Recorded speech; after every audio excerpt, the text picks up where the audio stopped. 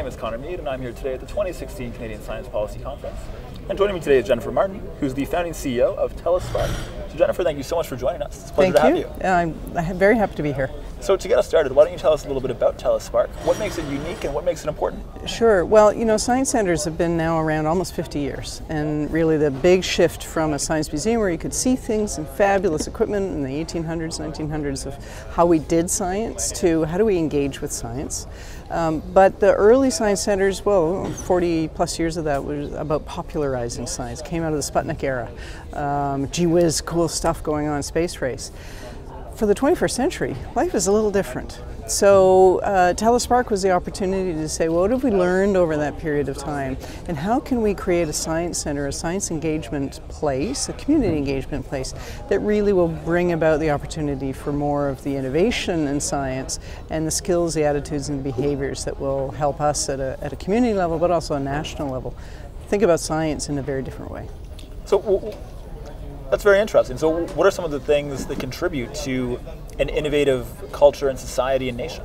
Well, we know Canada struggles with our innovative identity, and part of that is our risk aversion, and that's actually helped us in many times. But if you look at the qualities, you know, back to 2009, Clayton Christensen in the Harvard Business Review wrote about the qualities of great innovators.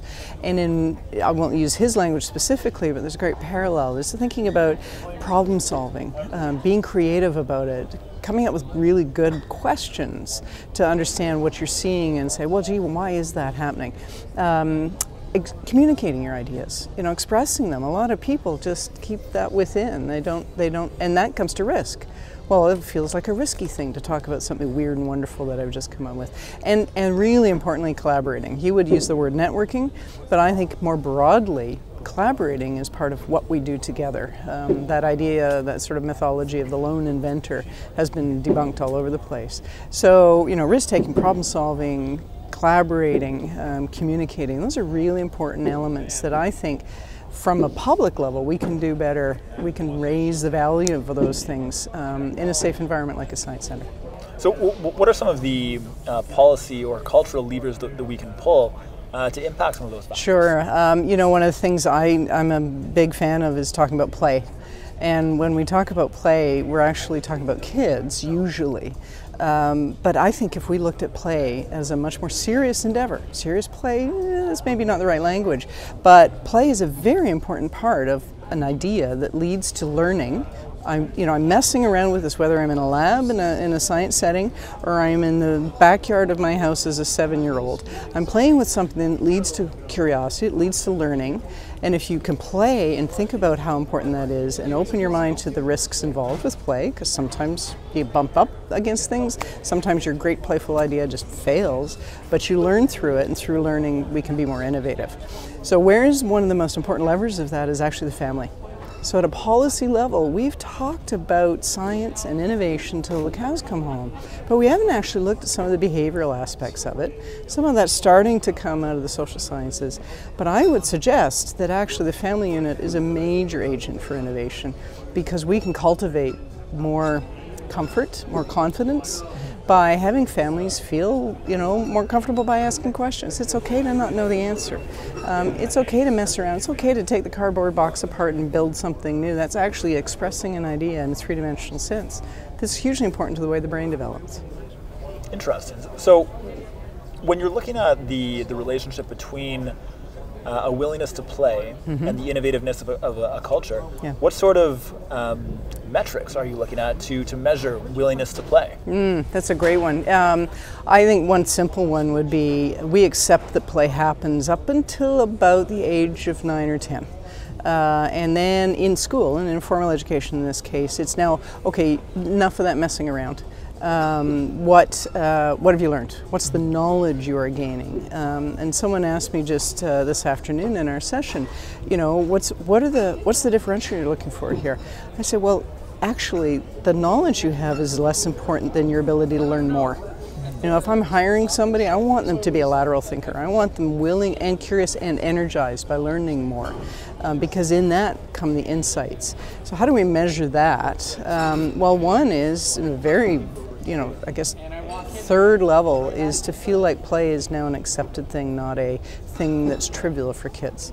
That adults play. We do. You know, engineers play with ideas. Sure, they've got to sharpen it up so it's not going to, you know, fail somewhere in a very important calculation or structure. But they're still playing with a concept. So I'd like us to see, an indicator would be just the term play becoming a more valued and a more important part that helps us understand how curiosity and how getting, you know, sleeves rolled up, let's try it. Too often we have this reserve, particularly in Canada, it's sort of, oh, I don't want to get too close to something that might be messy. You've got to be messy if you're going to break out of a mold, break into new ideas and new concepts. So, do you have any thoughts on interventions we can implement to help adults be more willing to play, and also to help children retain that willingness to play into their adulthood?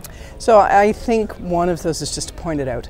You know, create spaces like science centers, you know, libraries, museums, playgrounds. Playgrounds are learning to be more risky again. We went through a period where we took all the fun stuff away because kids might get hurt. Well, actually, physical risk is also an important part of learning. So at Telespark, we've just opened over the last couple of years almost 3 acres of big, large-scale play and learning, climbing experiences, balancing experiences. But the important part of it is not just the kids just go, like they run at it. They have a great time, and the important part is we've staged all through there messages and research to validate and help parents understand this is really important. The social gains that they have from the physical, the notional, like literally you're a better learner if you're physically active. I mean, all the research is there. So we can do a more progressive, more proactive job at talking about this, at the same time creating safe places where it doesn't feel bad when something doesn't go right. And again, science centers are a great place for that. We are like a sandbox in the learning and education world because we can try things, we can have things fail, but it's not going to crumble an entire school system, right? And we know how important formal education still is, and it's going through a lot of change too. But we need other places where this can just be, I guess, amplified and made safe in a risky way. Okay. So what are some nations or cultures that come to your mind that are doing the best job of embracing play?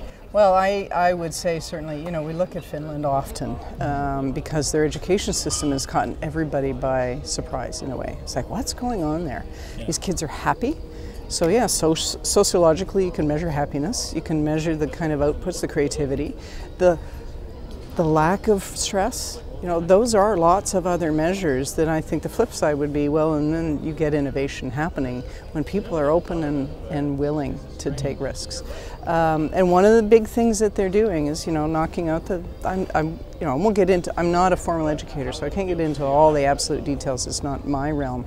And I know how hard leaders in formal education systems in Canada are working to make changes, because our kids, frankly, are different. You know, those iPads are now norm to them.